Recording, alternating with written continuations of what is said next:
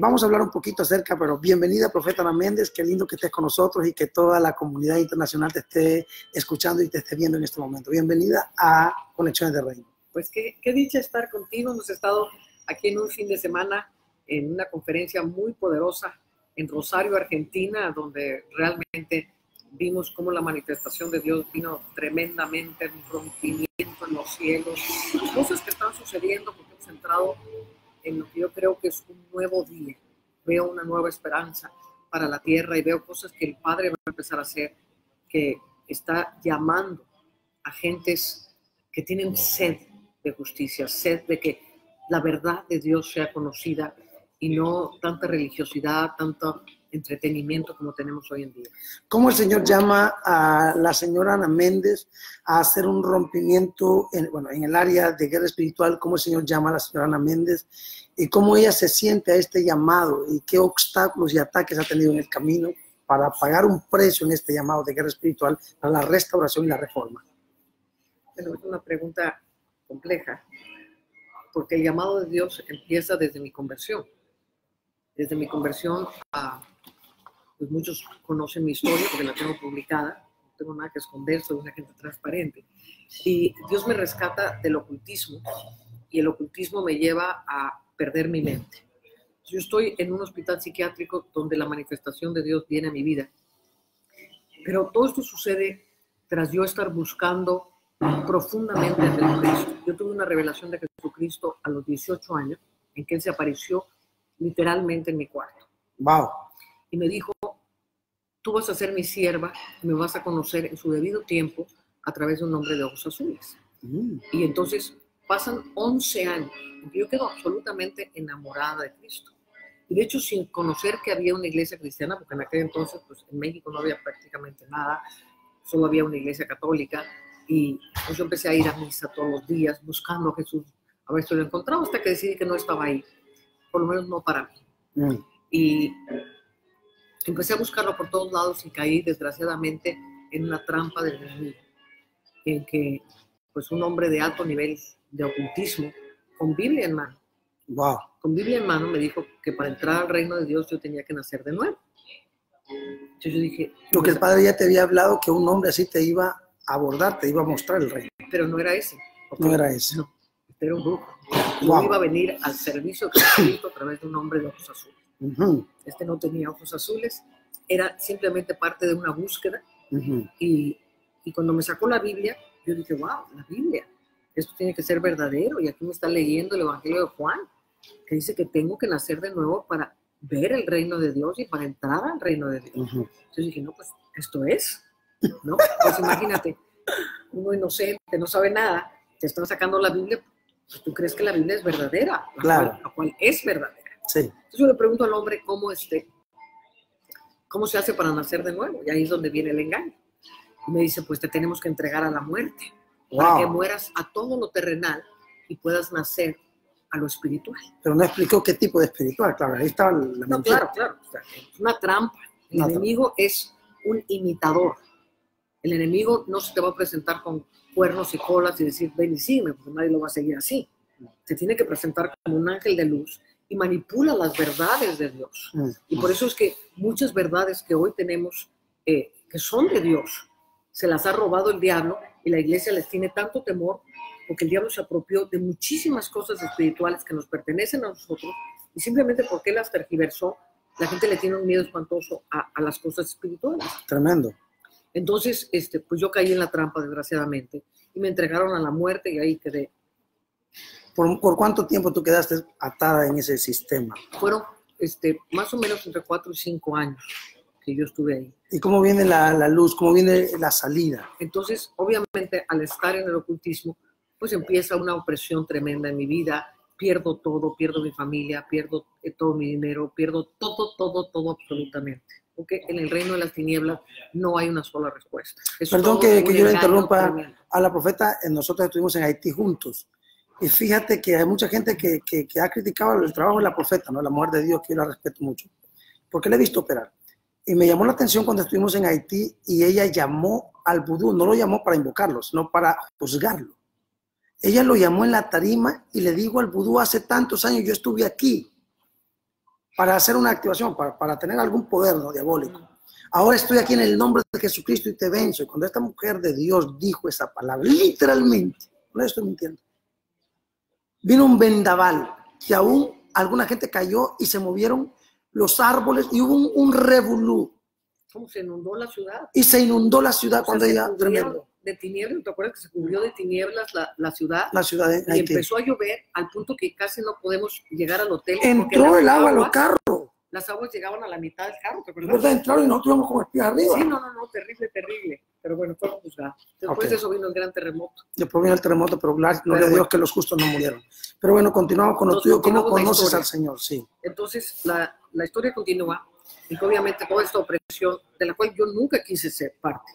O sea, no es que a mí me gustara estar ahí. Claro. Yo odiaba estar ahí, me daba un miedo espantoso estar ahí. Claro. Pero lo que siempre me decían es que una vez que entraste no hay salida. Y a lo mejor alguien nos está escuchando que se metió equivocadamente a leerse las cartas, a hacer algo ocultista, y el diablo le está diciendo lo que empezaste no hay salida.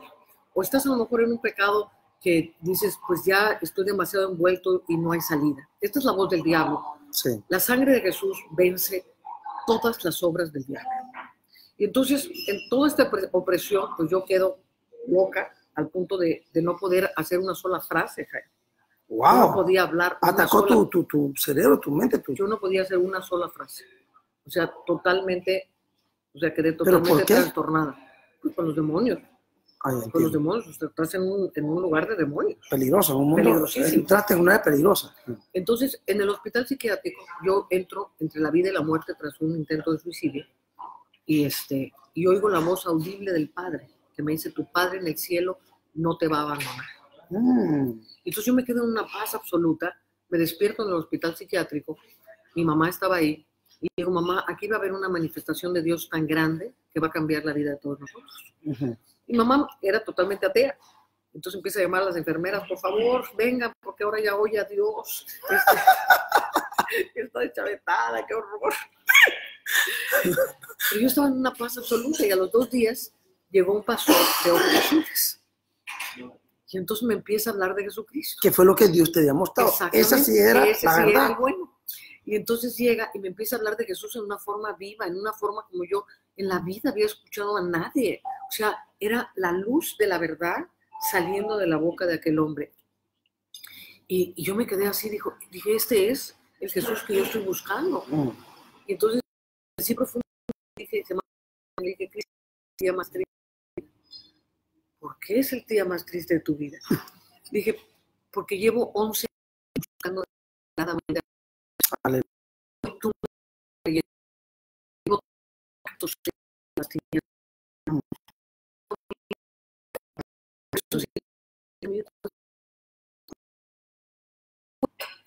Porque uno está en pero ya no puede ir.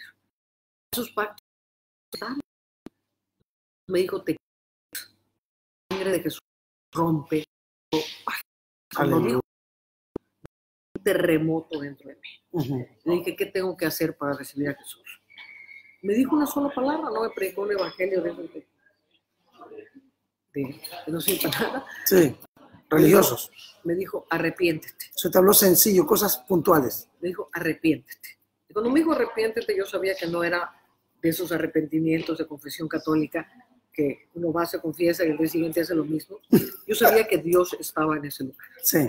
Y yo sabía que Dios me estaba llevando al arrepentimiento. Y en ese momento tuve una visión muy clara de la cruz. Vi a Jesús clavado en la cruz y me miraba tras su rostro todo desfigurado y de sus ojos salía, puedo decir una voz porque los ojos de Dios hablan, y me decía, mira cuánto te amé.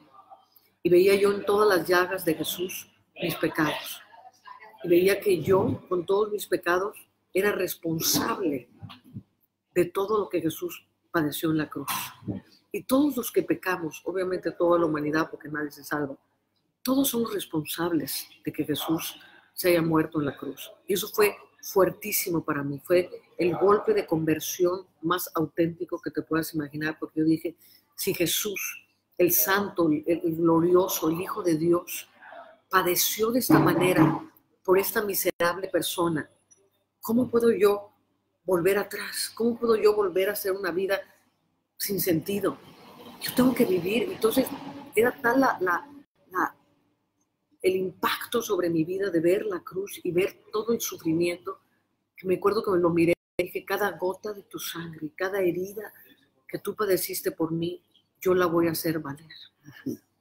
Y entonces me entró una ira divina y cuando yo estaba así, viendo la cruz, pude ver la condición de mi alma, pude oler el hedor de mis vestiduras mugrientas, pude ver el rictus del pecado en mi cara. O sea, fue una revelación que me hizo abominar todo lo que yo era y todo lo que yo había hecho. Todo el pecado y todas las tinieblas y las cosas malas. Entonces yo caí como por 2 horas llorando por mis pecados y viendo la cruz delante de mí. O sea, fue realmente una conversión. Perdón, Anita, ¿y cómo viene tu llamado? ¿Cómo viene tu llamado? ¿Cómo nace tu llamado? Esto es muy clave, muy clave. Entonces el pastor pone su mano sobre mí y me dice, la sangre de Jesús rompe todo pacto y todo espíritu inmundo que está en ti sale fuera. Y en ese momento yo sentí que algo poderosísimo salió de mí y la gloria de Dios vino sobre mí. Entonces cuando pasan muchas horas en que estamos en la gloria, pero cuando yo salgo de la gloria, le hago una pregunta a Jesús y le digo, Jesús, tú sabes que llevo 11 años enamorada de ti, 11 años en que te busqué por todas las formas sabidas y por haber hasta que caí en las garras del diablo y en el engaño del diablo más terrible. ¿Por qué nunca me mandaste a nadie? Esta es la pregunta. Wow. ¿Por qué nadie se acercó a mí con un tratadito de Jesús te ama? Eso hubiera sido suficiente para mí, para acercarme porque había mucho deseo, había mucho amor. No, mi amor, yo estaba desesperadamente enamorada de Jesucristo. Tremendo. En el fondo tú estabas buscándolo a él, pero no sabías cómo hacerlo. No, exactamente. Entonces dije, ¿por qué dejaste que cayera a tales profundidades cuando yo te amaba con todo mi corazón? Entonces me habló en una forma tan preciosa y me dijo, era necesario que conocieras las debilidades del diablo por el llamado que yo tengo sobre tu vida. Poderoso. Y entonces entendí, entonces me entró una ira tremenda y dije, todo lo que me hiciste, diablo mentiroso, te equivocaste. Te equivocaste porque escogiste la persona equivocada. Aleluya. Porque vas a pagar por cada lágrima que salió Aleluya. De mis ojos, por cada dolor que me causaste, por todo lo que me robaste. Y vas a tener aquí la enemiga número 1 de tu reino.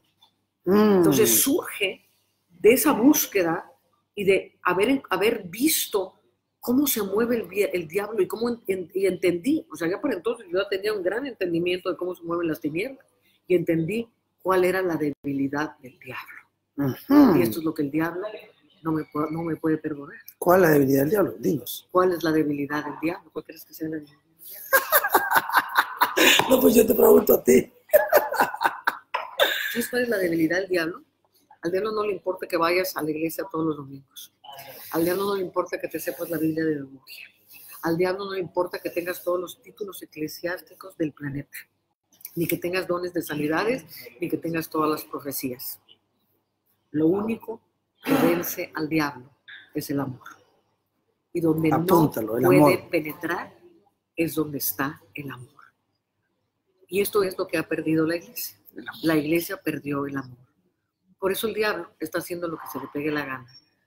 ¿Tú crees que por eso es el ataque entre profetas contra profetas, apóstoles contra apóstoles, y más con los hombres de Dios genuinos y mujeres de Dios genuinas? El fundamento de Dios, lo que Jesús vino a traernos a la tierra, son 2 mandamientos. Amarás al Señor tu Dios con toda tu fuerza, con todo tu corazón, con toda tu alma, y a tu prójimo como a ti mismo.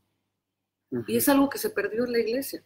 La gente no ama al Señor tu Dios con todo tu corazón, con toda su fuerza, con toda su alma. Pero decimos que Dios vive en nosotros y Dios es amor. Dios no tiene amor, Dios es amor. Sí, Dios es amor, nunca dejará de ser amor. El problema es que no dejamos que ese amor se manifieste porque las prioridades de la iglesia es un activismo de tal manera en el cual el que nos amemos los unos a los otros dejó de ser relevante. O sea, ¿cuántas iglesias hemos ido? ¿Cuántas iglesias hemos estado en que la gente ni se conoce unos a otros? Están sentados, puedes tener una gente con unas necesidades espantosas al lado tuyo. Con hambre, con necesidad de pagar una deuda, no tiene comida para comer y el que está a su lado tiene mucha plata y nadie le importa, nadie sabe nada. A nadie le importó, porque el fundamento de la iglesia se cambió. Y el fundamento de la iglesia tiene que volver a ser el amor de Cristo. Es solamente un ritual, una costumbre. La gente que está llena del amor de Dios no puede ser tocada por el diablo. Y esto sí se los envío con toda mi fuerza y con todo mi corazón, porque yo conozco el amor de Dios. Yo Tremendo conozco eso. la fuerza del amor de Dios. Tremendo. Y el amor de Dios no nos puede tocar. Y yo voy a los lugares y combato en las formas más tenaces, más fuertes, en contra de las fortalezas del diablo, y el diablo no me puede tocar. ¿Cuándo no? Yo quería hacerte pregunta, ¿por qué nace el deseo de subir a montes altos? ¿Por qué nace el deseo de tocar territorios fuertes? El deseo de, no solamente el deseo, por las estrategias de usar la sal y algunos elementos de hace 15 años, 10 años atrás, y algunos elementos que Dios te mandó a usar, que fuiste pionera y que te mandó a subir a algunos montes y hacer algunas cosas. ¿Qué fue lo que te motivó? ¿Por qué empezaste a hacer esto? Bueno, hubo un momento en que un gran profeta de Dios llegó a México y él había tenido un fracaso muy grande estando en la Ciudad de México y se metió con otros apóstoles y profetas a buscar por qué había venido ese fracaso.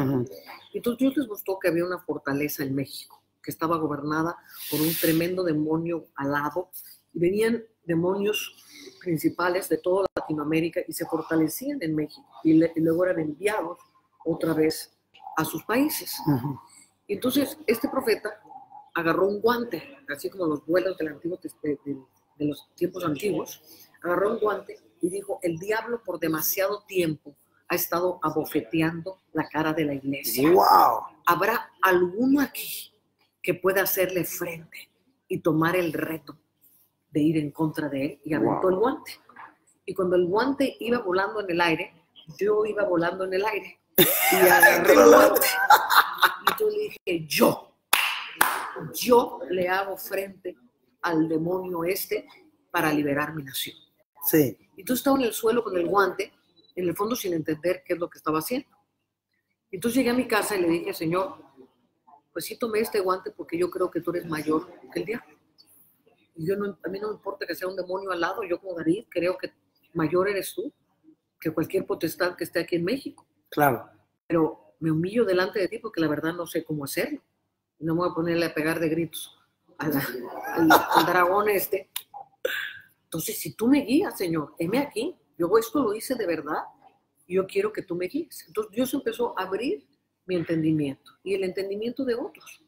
Y entonces Dios nos empezó a mostrar cómo los montes eran sumamente importantes en el gobierno de Dios. ¿Por qué? Porque desde que Adán sale del Edén, él vio el monte de Dios. ¿Y te acuerdas que Luzbel dice: me sentaré en el monte de Dios en las alturas? Sí, sí. Entonces, a la hora que cae Luzbel, ¿qué es lo que va a ocupar para sentarse como Dios? Claro. Va a ocupar los montes. Los montes, sí. Entonces, los principales montes de la tierra, el diablo ha puesto sus tronos. Sus gobiernos falsos. Gobiernos. Sí. Y hay una ley que el que gobierna el monte, gobierna la ciudad. Porque es la altura. Es la altura. Y los montes son sumamente importantes, porque el reino de Dios está basado en un monte. Y entonces, como el diablo es un imitador, el gobierno del diablo está basado también en los montes. Entonces, los montes son tremendamente importantes si queremos liberar naciones, pero son también muy peligrosos, porque sé que me está oyendo gente que a lo mejor mañana agarra la mochila y se quiere ir a subir a un monte. Y si no está preparado, la cual es brava. No. Son terriblemente peligrosos, y he visto mucha gente perderse y he visto mucha gente morir por hacer este tipo de cosas a lo tonto. O sea, sin revelación. Se necesita entrar en niveles de santidad. Santidad y revelación. Más santidad que revelación. Porque si tienes mucha revelación pero no tienes santidad, no tienes nada. No tienes nada. Pero si tienes santidad y poca revelación, tienes todo. Tremendo eso.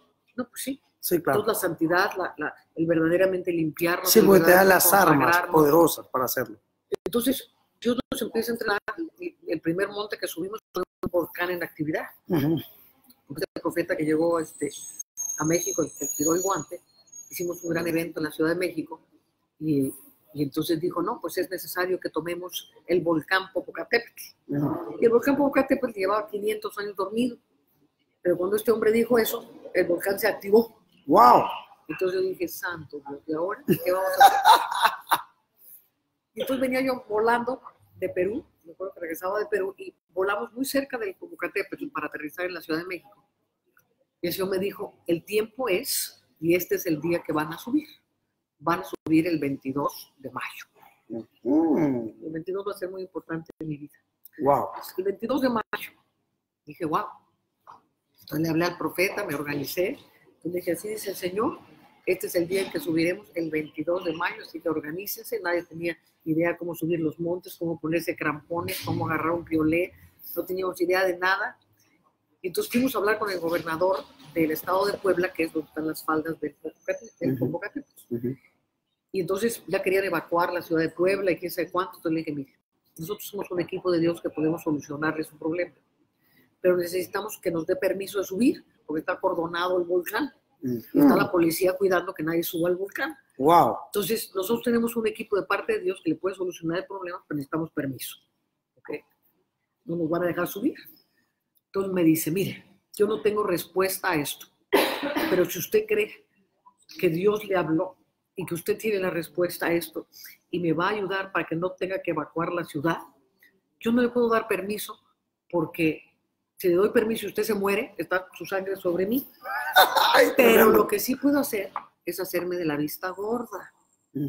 Entonces, yo me organizo para que ustedes suban y yo no digo nada. No les doy permiso, pero tampoco digo nada. Y voy a agarrar a los vulcanólogos que le estén mandando los reportes del volcán todos los días para que usted esté alerta de qué está pasando y toda la cosa. Le dije, señor gobernador, me parece perfecto. Estamos para servirle. Bueno, total, pues organizamos toda la expedición para subir el volcán en actividad y fue verdaderamente, fue un parteaguas en nuestra vida, la de todos los que subimos. Un divisor de aguas. Un divisor de aguas, porque realmente vimos actuar a Dios en una forma tan asombrosa. Eso marcó tu vida como para tú iniciar un tiempo de tomar lugares altos. ¿Marcó tu vida? Sí, claro. Desde luego Dios me ungió y lo que vivimos, el poder que vivimos, cómo Dios lo tomó, cómo Dios se manifiesta en las alturas de los montes, era algo como del Antiguo Testamento. Asombroso. Que apareció un tremendo dragón de nube. De hecho, el volcán en lengua náhuatl, como lo nombraron los aztecas, se llama el dios de humo. El dios de humo. El dios de humo. Y por eso se manifiesta el dragón, viste, en los aires, tremendo eso. Creo que se llama Mictlantecuhtli, uno de esos. Que se llama o la serpiente de humo, se llama. Entonces empieza a manifestar visiblemente ante nuestros ojos naturales. Viéndolo en las nubes, obviamente. Sí, pero se forma de tal manera visible, y movía la cabeza y nos miraba, y volteaba la cabeza, así, o sea, estaba manifestándose el demonio en las alturas, violentamente. Y entonces había un altar muy terrible ahí, lo derribamos. Cuando lo derribamos vino un temblor de más de 7 grados en la escala de Richter y todo el volcán rugía. Y nosotros nos clavábamos así con los piolets, muertos en susto. Imagínate. Muy fuerte. No, se oía la lava abajo. Y todo el mundo sacudiéndose así. Entonces, pues te vienen a la memoria el Sinaí, ¿no? Cómo el Sinaí humeaba y temblaba. Y Dios llevaba a Moisés a la nube. Entonces, de alguna manera, estábamos dentro de la nube de Dios, subiendo esto para la conquista de México. Muy fuerte. Ahora, perdón, ¿qué es lo que, la experiencia que a ti, Anita, en la vida, la más difícil, la que de repente te ha golpeado, la que quiso quitarte la vida, o lo que crees tú que generó ataques contra ti? Porque de repente alguna guerra generó ataques para que te empezaran a perseguir de una manera grande, porque la persecución contra ti es una persecución muy evidente. La gente la lee en las redes sociales, la gente que no tiene conocimiento y que es inmadura en lo espiritual, pues dice, no, pues sí, la gente tiene razón, esa señora es así. Pero los que te conocemos y sabemos que eres una señora seria, sabemos que todo eso son mentiras de las tinieblas y mentiras del diablo. Pero ¿qué crees tú, qué evento en tu vida crees que generó esta venganza del diablo para empezar a atacarte en las redes? ¿Qué crees tú que fue lo que generó esa venganza contra ti? Es ser absolutamente comprometida con la verdad. Wow. La guerra no me llevó a la persecución. Entiendo. El diablo no tiene poder para levantarse contra un hijo de Dios. Entiendo. Es la verdad y la vida la que es perseguida. Sí, porque Jesús cuando habló del reino fue cuando lo mataron. Si hubiera hecho milagros, anduviera con los milagreros por todos lados. Fue cuando habló el reino que lo mataron. Cuando Dios se levanta para destruir un enemigo, el diablo es una cucaracha. O sea, el diablo no, o sea, la guerra no tiene retaliación. Eso es otra mentira del enemigo. Perdón, es que yo creo que lo que pasa es que tantas verdades que fueron desenterradas, por ejemplo, tanto es verdades que las transcribiste en libros como Iniquidad, como La Santa Cena, que me parece un libro tremendo, ¿no? Bueno, ¿cuántos libros que has escrito? Es el Gadú, por ejemplo, tremendo. ¿Cuántos libros que escribiste? Yo creo que esas verdades que se soltaron, como esta guerra es cósmica, entonces los demonios empezaron a vengarse. ¿O qué crees tú que realmente es eso lo que crees tú que pasó? La verdad es siempre atacada, la luz es atacada, la vida de Dios es atacada. Por eso dice Jesús que cuando digan toda clase de mal contra vosotros mintiendo, sabed que grande es vuestro galardón en el cielo. Aleluya. Entonces mi vida ha sido comprometida con la vida de Dios, porque desde que yo me convertí, el Padre me dijo, no voltees para atrás ni un gramo, y yo me comprometo a guardarte y ningún demonio te va a tocar, pero si tú te volteas, el diablo está atrás de ti para destruirte.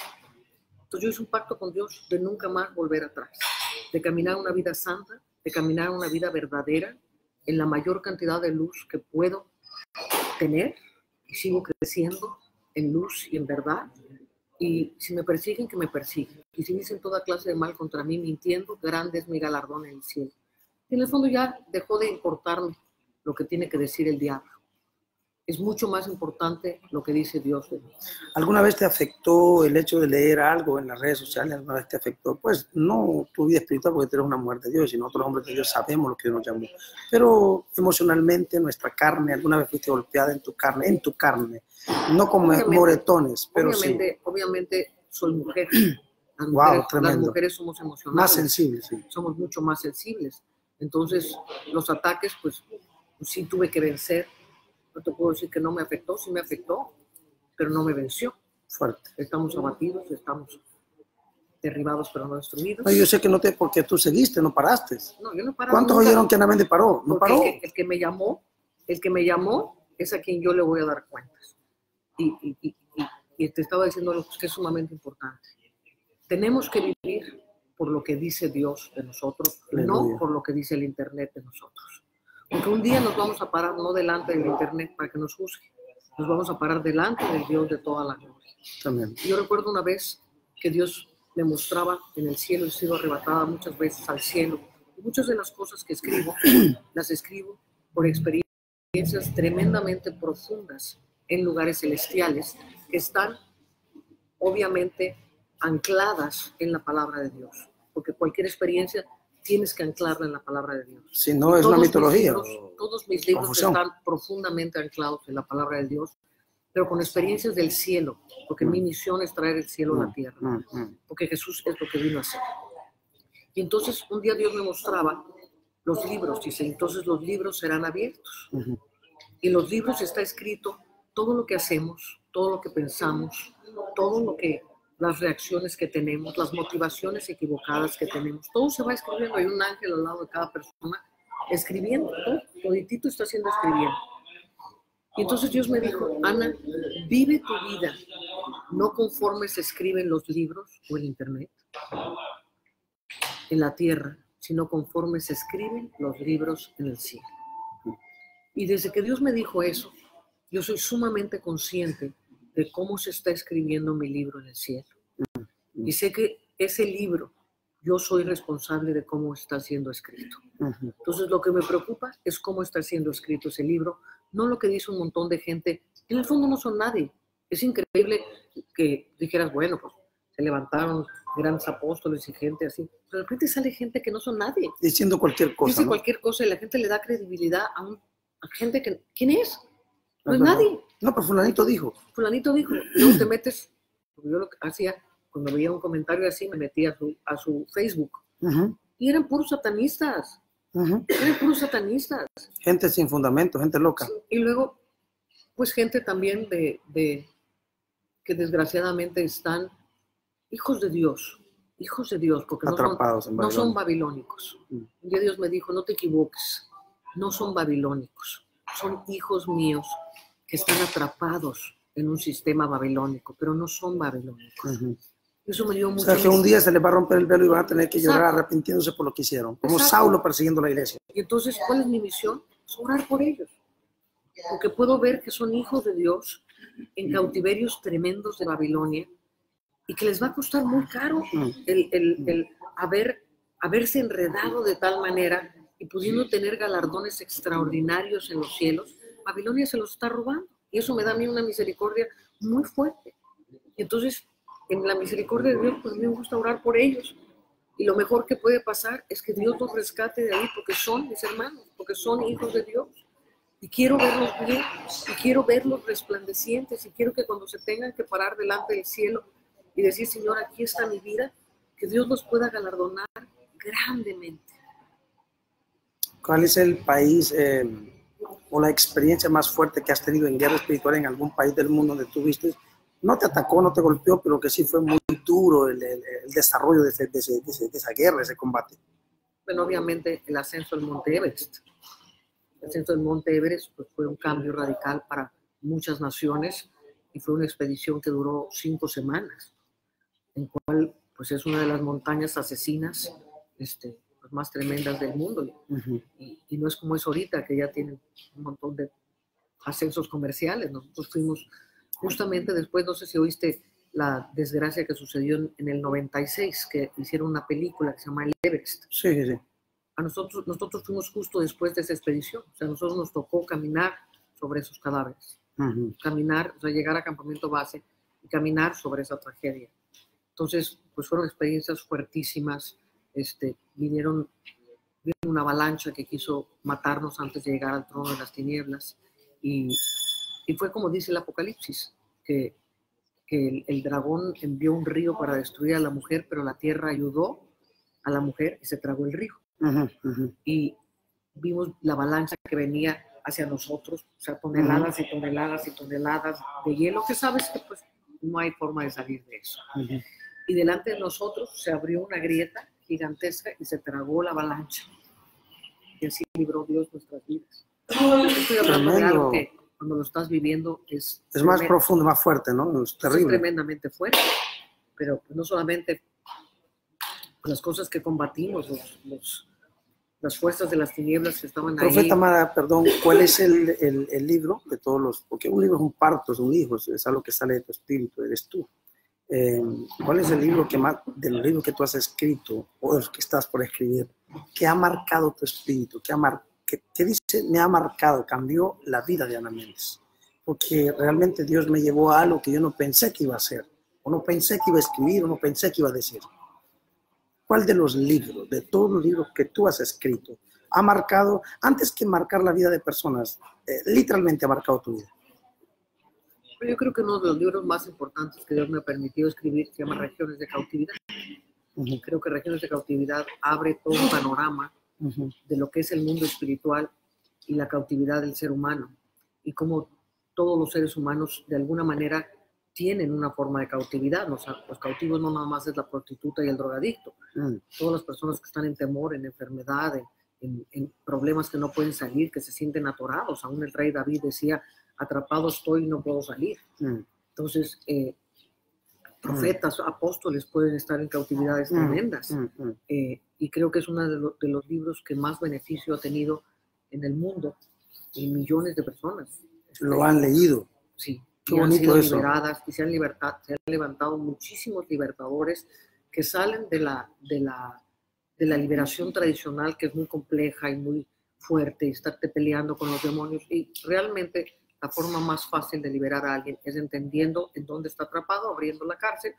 Jesús tiene las llaves de la muerte y del infierno y bajó a las profundidades de la tierra a llevar cautiva la cautividad. Entonces es muy fácil abrir esas prisiones y sacar a la gente de la prisión. Y entonces los demonios que las afligían, pues estaban en esa región, no estaban dentro de ellos, estaban en esa región. Hay otras personas cuyos demonios sí estaban dentro de ellos, pero no somos muchos. Sí, tú sabes que a mí mi vida cambió cuando el Señor me reveló el reino hace 15 años atrás. Y empecé a hablar del reino, pues no fue fácil, ¿no? Pero porque el reino es un tema un poco conflictivo, muy amado, muy rechazado. ¿En qué momento tú tienes mucha revelación del reino, porque últimamente yo veo que tú estás entrando en dimensiones de reino muy lindas. No que antes no lo hacías, pero ahora te estoy viendo. Pues yo soy una persona que hace 15 años predico el reino y últimamente te estoy viendo a ti con unos temas que me sacuden el piso porque los hemos hablado y Dios nos ha mostrado eso a nosotros. Y a veces, ahora que predicamos juntos, pareciera que veníamos de la misma escuela, pareciera que el mismo maestro nos enseñó, pero claro, el mismo maestro, ¿no? Que es el Espíritu Santo. Pero ¿en qué momento tú eres sacudida con el reino de una manera fuerte? Porque te veo, no sé, enamorada, emocionada, motivada con el reino.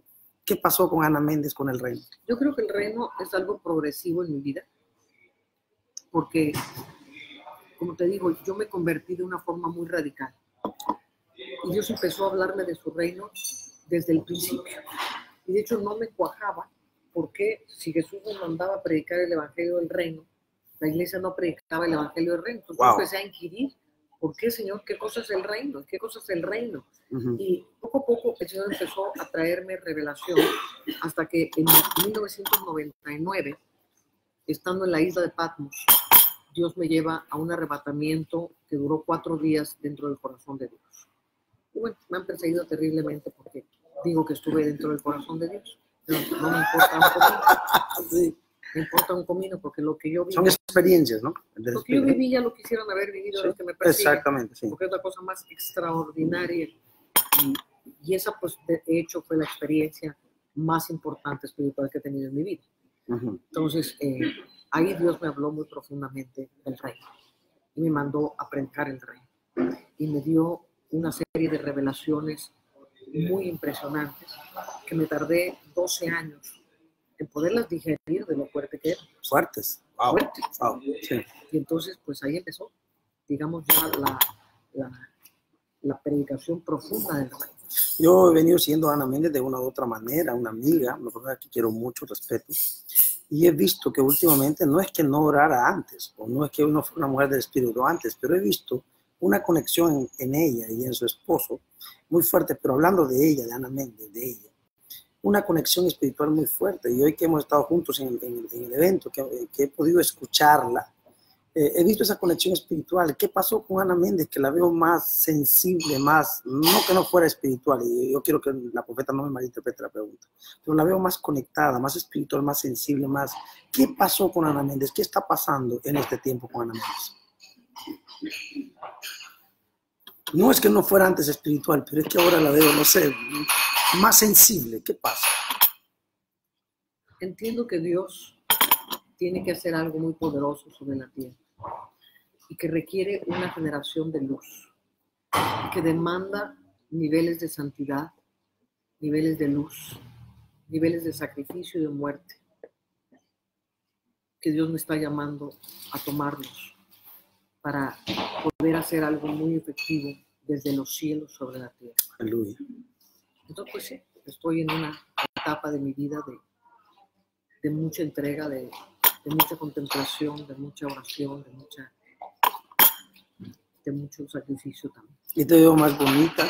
No sé si ustedes concuerdan conmigo, está más bonita.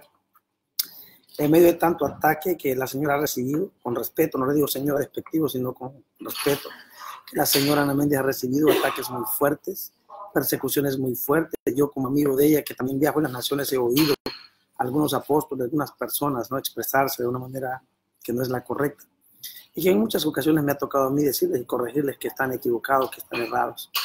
Pero pues ahora que hemos estado junto con ella en este evento y puedo tener experiencia con ella más, pues hacía unos 10 o unos años que no nos veíamos y ahora que nos vemos yo veo una Ana Méndez más fuerte. De hecho le dije, ay, Ana Méndez para el rato, fuerte, sólida, sensible a Dios, muy profunda con el reino, y eso me da mucha alegría, y yo creo que verdaderamente lo que yo siento en mi espíritu, profeta, es que vino mucho ataque, porque lo que viene, la gloria que viene es tremenda. La experiencia que has tenido, lo que has escrito, lo que has vivido, no es nada comparado con lo que está a punto de manifestarse en tu vida. Es algo que yo lo siento en mi espíritu. Ahora ya lo que me llama la atención, ¿por qué escribes tu libro, prácticamente tu biografía? ¿Por qué nace de tu corazón escribir ese libro? Que pues yo no lo he comprado, lo quiero comprar y los animo a que lo compren. Ajá. Ay, muy poderoso. Muy poderoso. Pues llevo muchos años en que mucha gente me empezó a decir, Anita, tienes que escribir tu historia. Porque mi historia es una historia muy sobrenatural. No, yo no soy una gente común. Soy una gente muy sobrenatural, que me han pasado cosas muy sobrenaturales en la vida. No mística, corrección. Muchos dicen que la señora es mística. ¿Qué significa ser místico? A ver, porque yo no entiendo ese término, que lo usan como un insulto.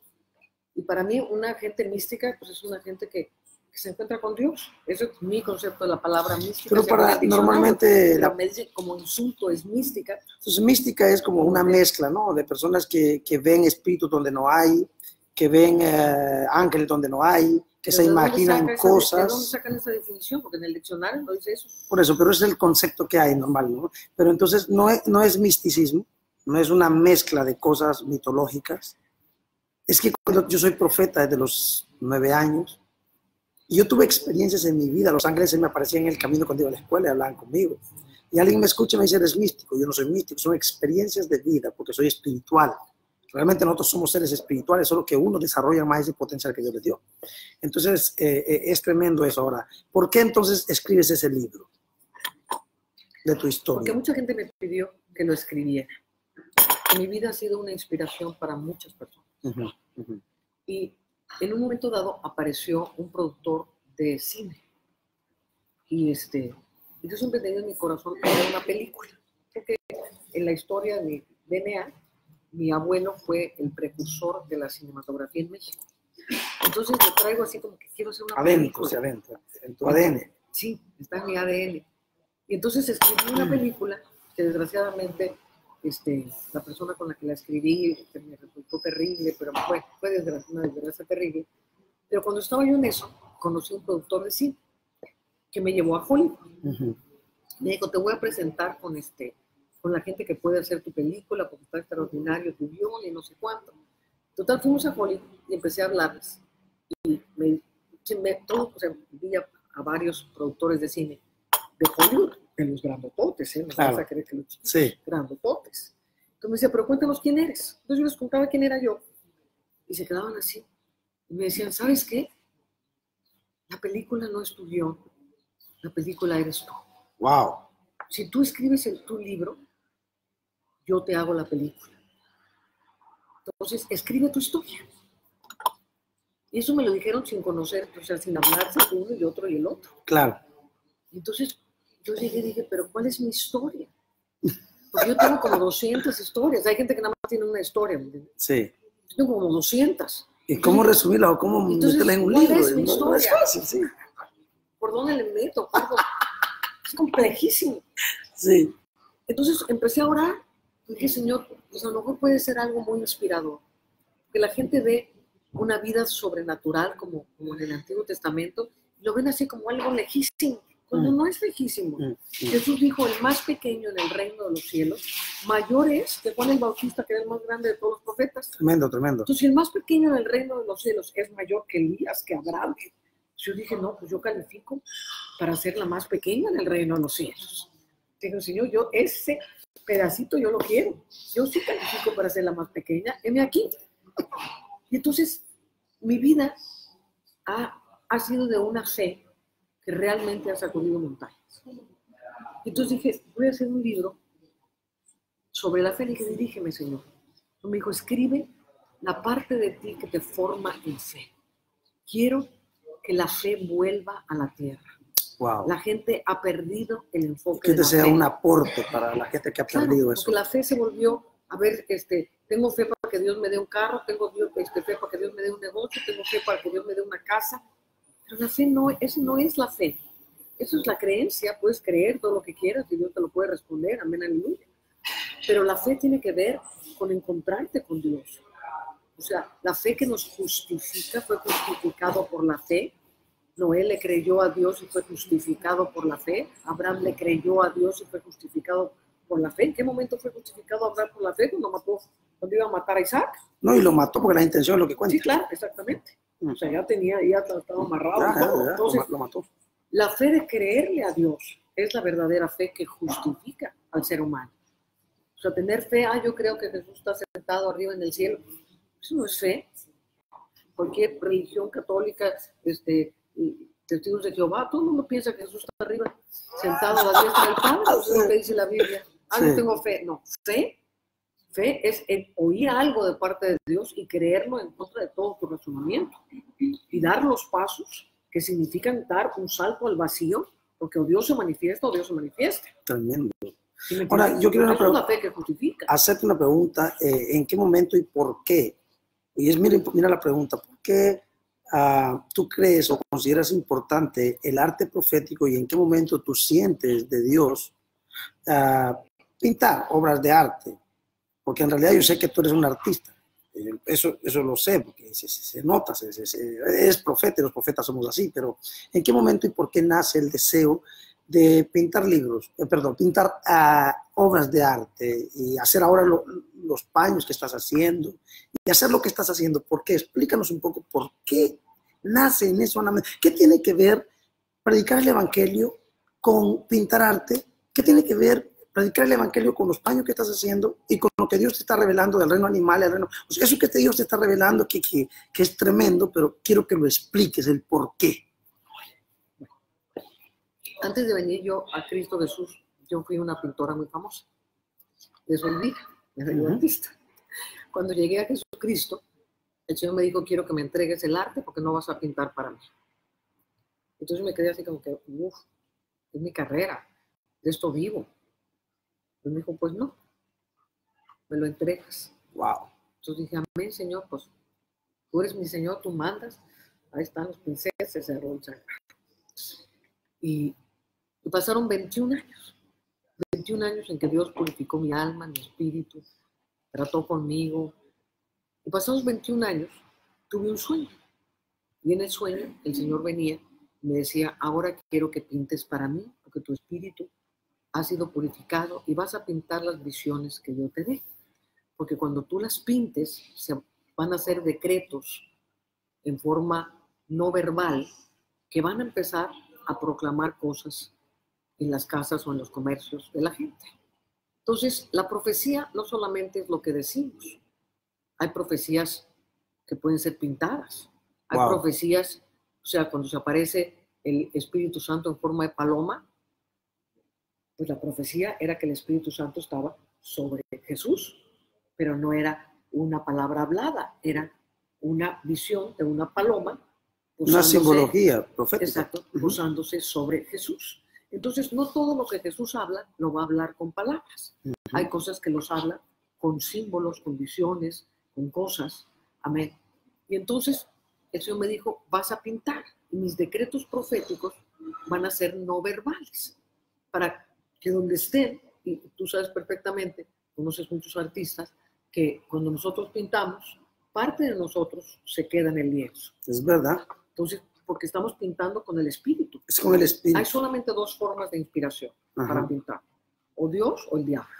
Totalmente. Porque el arte es inspirado. Totalmente. Y es espiritual también. Hacer un arte comercial ahí, para poner una etiqueta, pues eso no es Dios y el diablo, es una cosa mecánica. Eso es para ganar dinero, ¿se entiende? Estoy hablando de arte. El arte es inspirado. O te inspiró una fuerza espiritual de las tinieblas o te inspiró el Espíritu Santo. De hecho, la primera persona llena del Espíritu Santo en la Biblia está en Deuteronomio y es Bezalel. Y Bezalel fue el artista que fue escogido para hacer todo el arte del tabernáculo de Moisés. Y fue lleno del Espíritu Santo, del Espíritu de sabiduría. Entonces, el Espíritu de sabiduría se manifiesta en arte. De hecho, los trajes sacerdotales y todo, pues eran unas obras de arte, hechas por gente que tenía que ser llena del Espíritu Santo. O sea, no podían, simplemente porque soy artista, te voy a diseñar aquí un Giorgio Armani para que ministres en el tabernáculo. Dijo, no era por ahí. O sea, tenían que recibir los diseños de Dios. Entonces, Dios es el más grande de todos los artistas. Basta abrir los ojos, ver el cielo, ver los árboles, ver las flores y darse cuenta que el más grande artista es Dios. Y Dios se expresa a sí mismo a través de la increíble manifestación de gloria. A ver, perdón, la gente ha dicho y dice que tú dices que por ejemplo, si pones el león en la casa, entonces ese león va a bajar del cuadro, será, y va a cuidar la casa. ¿Qué es lo que realmente tú has dicho? Para que la gente entienda qué es lo que tú has dicho. Estupidez, Eso es una estupidez. Ok. Bueno, disculpa, yo te estoy preguntando, pero a ver. Es como que pones un cuadro en tu casa, de esos que te venden en las librerías, que dice, Jehová es mi pastor, nada me faltará. Que se baja el pastor del cuadro y te llega a ministrar. No, es un decreto profético. Amén. Yo te hice una pregunta, ¿no? Pero explícame, ¿qué es lo que tú has dicho a la hora cuando tú hablas del arte que Dios te dio? ¿Qué es lo que tú les aconsejas? El arte fue diseñado por Dios para llenar una atmósfera, para gobernar una atmósfera. El arte es gobernante.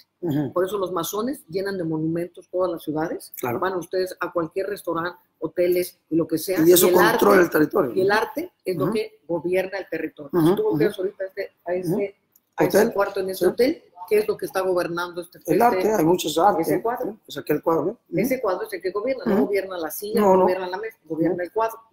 ¿Sí me entiendes? Entonces, la pintura está hecha para gobernar atmósferas. Usted entra a un lugar donde hay un cuadro todo oprimente, la atmósfera se siente oprimida. Es verdad. Usted entra a un lugar donde hay un cuadro lleno de flores, un paisaje muy bonito, usted siente la paz.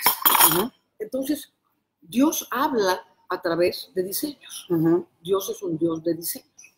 Entonces, yo jamás he dicho que mis cuadros tienen poder para que los vayan a sobar o les pongan veladoras. Es una estupidez. Y eso proviene del diablo, de la gente que me quiere manchar. Pero yo jamás he dicho eso. Lo que he dicho es lo que Dios me dijo a mí. Cuando pones un decreto profético, tiene una influencia sobre la atmósfera, porque está decretando el poder, estoy exaltando el poder de Dios. De la misma manera que podría yo poner un letrero en la pared con un versículo, pero en vez de ponerlo en letras, pones un símbolo profético de un águila, de un... Exacto. Sí, exacto. Paloma, el Espíritu Santo que tú decías, ¿no? Exacto. Exactamente.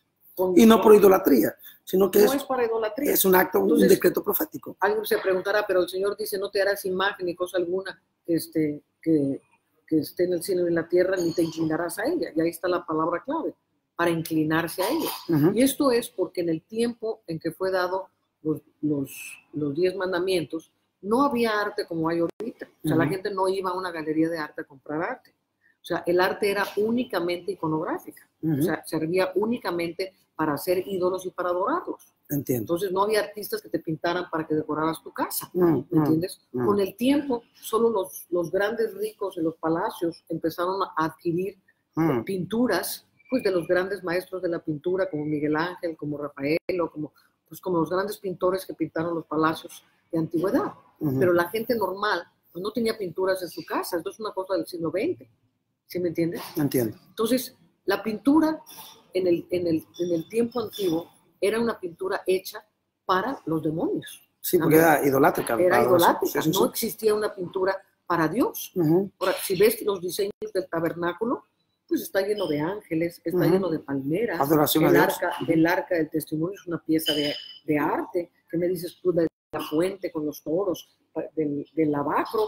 Es una pieza de arte. Amén. Entonces Dios es un artista. Y entonces Dios se exalta en el arte.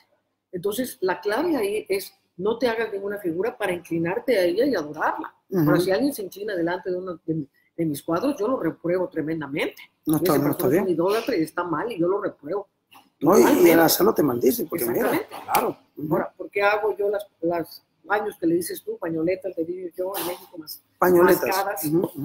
Amén. Que son muy bonitas, de seda, seda fina. Exactamente, porque la gente se pone ropa hecha por los homosexuales, la cantidad de diseños que están entrando de diabólicos, la India. ¿verdad? No, hoy por hoy, la gran cantidad de diseños vienen de la China y de la India, y la gente se pone todos los estampados y no tienen ni idea de lo que se están poniendo, y se están poniendo la cantidad de demonios.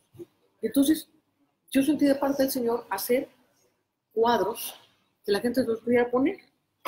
Y que en las pañoletas. Exactamente. Pero en el fondo los hice de tal manera que te los puedes poner, los puedes enmarcar. Pues son muy bonitos para enmarcarlos, pues son muy bonitos para poner. Y entonces, ¿por qué si nos ponemos las cosas que hace un homosexual? ¿No? La gente que les gusta, ¿no? Ay, no, pues ya es gran diseñador, ya salió Gucci, el otro, Michael Kors, ya salió Gucci, ya salió por acá. Diablitos todos, sí.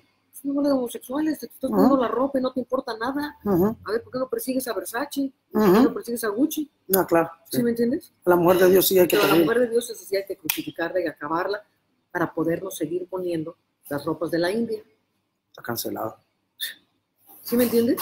Ahora, entonces estamos haciendo cosas que son revolucionarias. Sí. Y a mí me gustaría que muchísima gente se pusiera a hacer ropa para el Señor, con diseños de Dios, que la gente pudiera usar cosas que fueron ungidas, que fueron oradas, o sea, que traen bendición a la gente. A la gente, ¿verdad?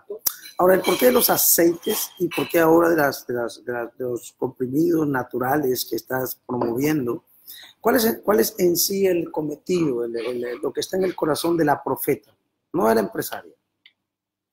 Porque esto creo que no es dinero, es propósito. Los crea mi esposo. Perfecto, sí, sí. La Biblia habla del arte del perfumador. El perfumador es el que mezcla los aceites aromáticos. Hay 158 escrituras que nos hablan de aceites aromáticos. Dios es el creador del reino vegetal. La gente que dice, no, pues eso es aromaterapia. Pero el diablo se ha robado muchísimas cosas. Pues yo les pregunto, ¿quién creó el reino vegetal? ¿Lo creó el diablo o lo creó Dios? Wow. Lo creó Dios. Y una de las cosas más maravillosas del reino vegetal es que si lees la Biblia, dice que en el tercer día creó Dios todas las plantas. Y cuando vas a la escuela te dicen que las plantas transforman la luz en clorofila y necesitan la luz del sol para crear la clorofila. Es verdad, sí, eso dice. Pero si te pones a pensar, las plantas fueron creadas en el tercer día y el sol y la luna fueron creados en el cuarto día. Porque las plantas no se nutren de la luz del cuarto día, se nutren de la luz del primer día. De la luz del primer día. A ver, explícanos eso. La luz del primer día es Jesucristo. Wow. Él es la luz que es la vida. Wow. Cuando Dios dijo sea la luz, llegó el reino, llegó Jesús, claro. Llegó Jesús, que viene a ordenar y a recrear todas las cosas. Tremendo. Entonces las plantas absorben la luz del primer día porque son sensibles al Espíritu. Por eso dice la palabra, si hay alguno enfermo entre vosotros, vaya a los ancianos y sea ungido con aceite, pero no se trata de aceite de oliva. El aceite de oliva en la Biblia es para prender las lámparas, no es para sanar, y mucho menos aceite Johnson. Lo que usa hoy la gente, te ungo con aceite Johnson, no es nada. El aceite esencial es, por decir algo, la esencia de la planta. Y Dios creó el mundo vegetal. De hecho, las plantas tienen la misma configuración atómica que nuestras células, exactamente la misma. Y Dios crea en el reino vegetal toda una serie de recursos para que podamos vivir en salud. Amén. Amén. Y entonces las plantas responden al Espíritu Santo de Dios.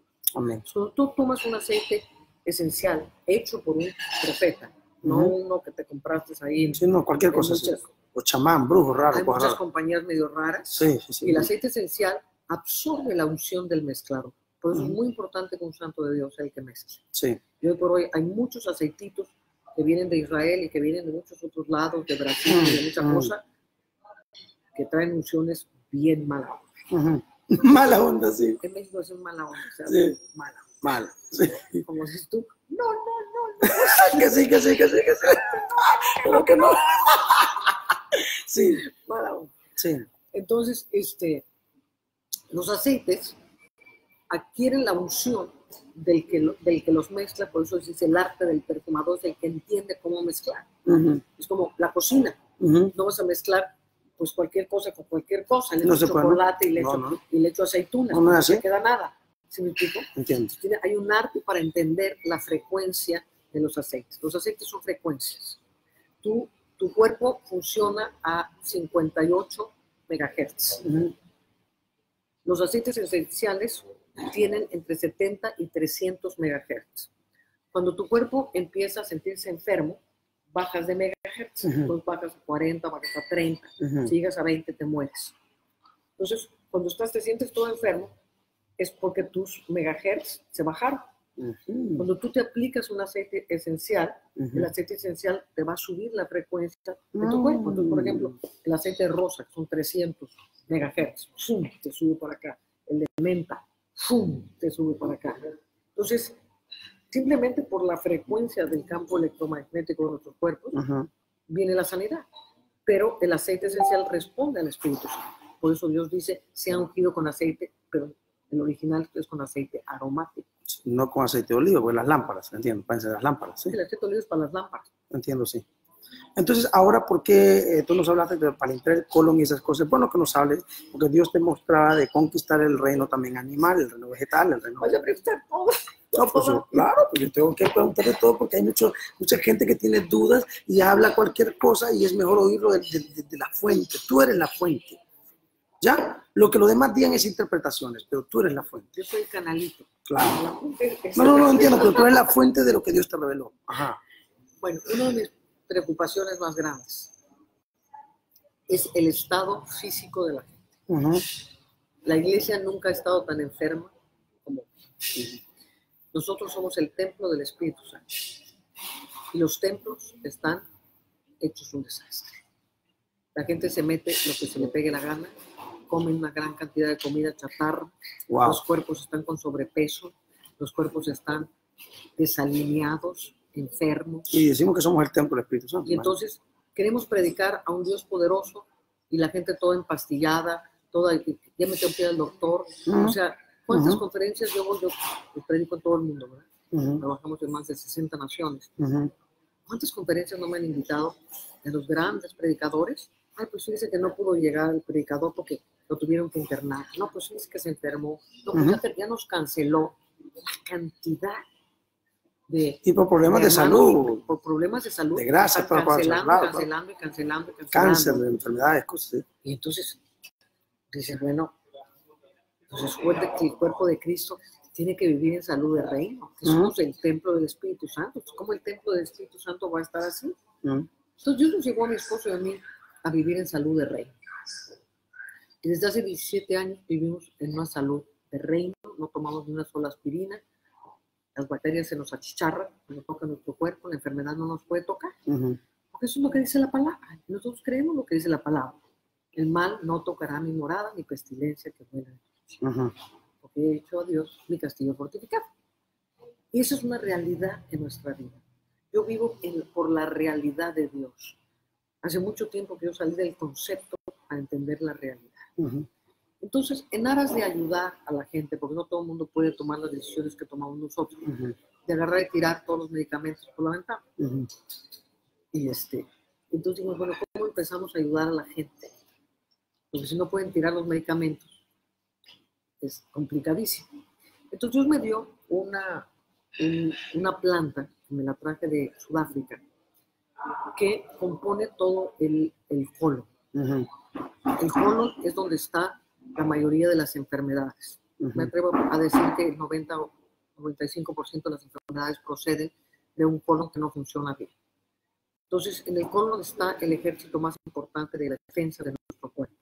Cuando un colon es perezoso, cuando un colon está tapado, cuando un colon tiene mal funcionamientos, tiene úlceras o lo que tenga, empieza a no funcionar correctamente y se va formando lo que se llama la placa mucosa. La placa mucosa, pues es una cosa negra espantosa, como un caucho que se mete adentro del intestino y te va bloqueando pues todos los nervios, el sistema inmunológico. Se le conoce al colon como el segundo cerebro. ¿Por qué se llama el segundo cerebro? Porque tiene más nervios conectados al cerebro que ninguna otra parte del cuerpo. Entonces, muchos problemas, por ejemplo, de depresión provienen del colon. ¿Por qué? Porque el colon es uno de los productores más importantes de serotonina. La serotonina es lo que te hace estar contento. Tú tienes mucha serotonina, que te ríes mucho. Amén.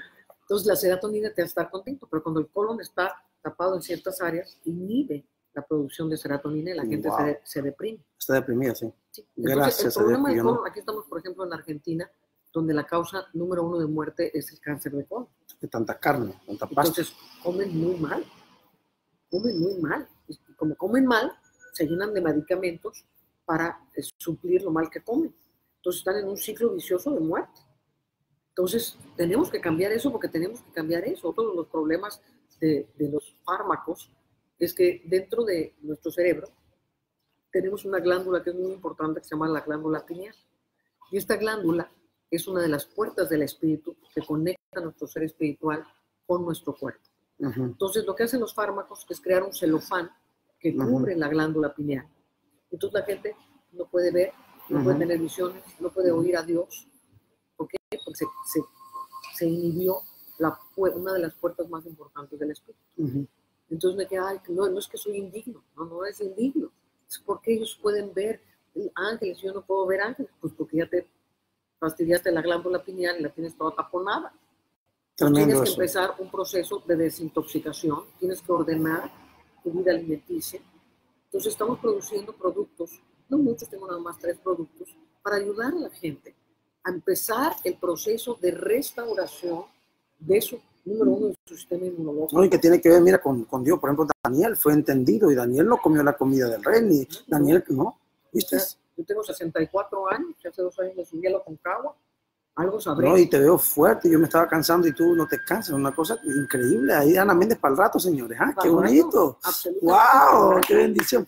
Cuéntame un poquito acerca de tu esposo, el por qué yo lo conozco a él y sé que Dios lo usa mucho a él, y el por qué es importante que al invitarte a ti lo inviten a él. Bueno, no están obligados, pero el por qué es, tú necesitas esa unción contigo, que en realidad es un complemento, pero el por qué tú necesitas esa unción contigo a la hora de una invitación. Es el hombre más espectacular que he conocido en mi vida. ¡Wow! Emerson tiene una frecuencia del cielo que no la ha visto ningún otro hombre en la tierra. ¡Wow! Cuando Emerson adora, se bajan los cielos. Sí, yo lo he visto. 9 ángeles. Es un hombre que me puedo sentar a oír por horas, porque tiene cosas tan extraordinarias.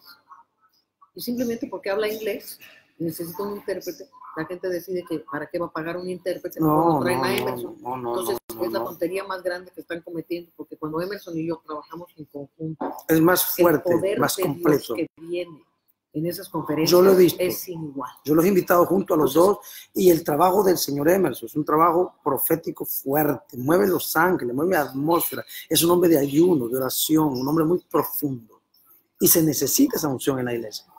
Entonces, pues la verdad, es un pecado no invitarlo. Es un pecado no invitarlo. Así que ya saben que si invita a la profeta hay que invitarlo a los dos, porque mira, no porque sean esposos, sí, ya es la hora, sino porque pues, bueno, fue una bendición, señores, en tener a la profeta Ana Méndez en Conexiones de Reino, y creo que este clásico ustedes querían tenerlo, esta oportunidad maravillosa, querían tenerla, y bueno, no les avisé para que fuera una sorpresa. Entonces, Anita, muchas gracias de haber estado con nosotros, y no sé qué palabra tienes para la gente para despedirte, o qué sientes de Dios. Sed santos, como vuestro Padre en el cielo es santo. La santidad no es algo que te vaya a estorbar. Hay gente que piensa que ser santo es un estorbo, que se están privando de muchas cosas. Es la puerta abierta a las más grandes bendiciones, a las más grandes revelaciones, a la más grande salud, a la más grande fortaleza interior y espiritual. Entonces es eso. Bueno, señores, ya oyeron, este es parte de algo que está en el corazón, de lo mucho que ella tiene, es parte de lo que está en su corazón, y que hice algunas preguntas, no porque yo dudara o no porque yo no crea de quién es ella, es mi amiga y la conozco de años, sino porque ya hemos trabajado juntos en algunas cosas, en algunos lugares del mundo, sino porque es muy bueno que la gente conozca cosas que ha oído erradas o tergiversadas, y es muy importante que los oiga de primera mano, y que mejor que la fuente que es ella, pues la fuente hablando de la persona, de ella. Entonces, qué bendición, que el Señor les bendiga. Oramos por la paz, oramos por el amor, oramos por la bendición, y declaramos que ustedes son fuentes de bendición para rechazar y romper todo comentario raro en contra de la gente de Dios, que estamos haciendo cosas grandes en las naciones. Que el Eterno les bendiga, es una bendición estar con ustedes. Esta fue una edición más de Conexiones de Reino. Tengan todos una buena tarde, que el Eterno les bendiga. Y Anita, muchas gracias por haber estado en Conexiones de Reino. Bendiciones. Gracias, Jaime, y bendecimos a toda tu audiencia. Gracias. Qué bendición. Bendito. ¿Quieres hablar media hora?